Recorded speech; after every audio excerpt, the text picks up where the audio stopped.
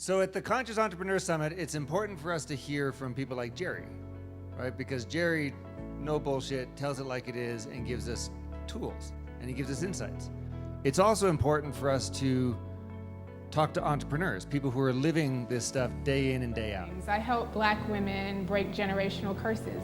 I help them build their legacy through entrepreneurship. I help them come together and work together to build community wealth.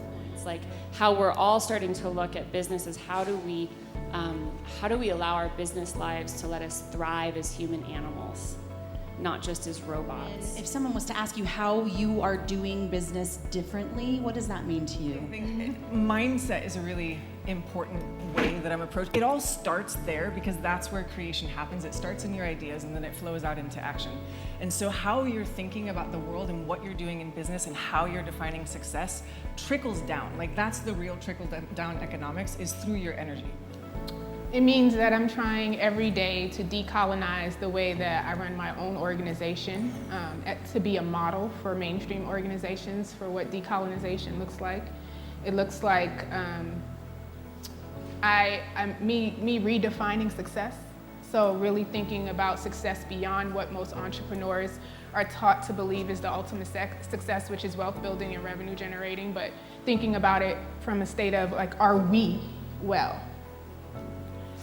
And so are my employees well? Are the clients I serve well? But because our culture is so focused on what's big, I think there is something that we each need to come to terms with for ourselves around what happens when we build something solid, but nobody knows your name. What happens when you build something great and you didn't get the accolades for it? Fundamentally, I would say that we are questioning so many of the status quos. And this conference is a great example too, because it's like, how is this conference doing business differently? Like there's a lot of things that people expect. I will say I have never spoken at a conference where everybody's paying so much attention right now.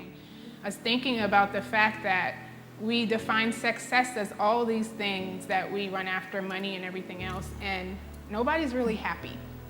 And we don't make that a part of the thing we're chasing the same way that we do other things. And so wellness, happiness, redefining success, and then harmony. You know, we're here at the Conscious Entrepreneur Summit as an example of how many people are saying, hey, I don't want these parts of my life compartmentalized.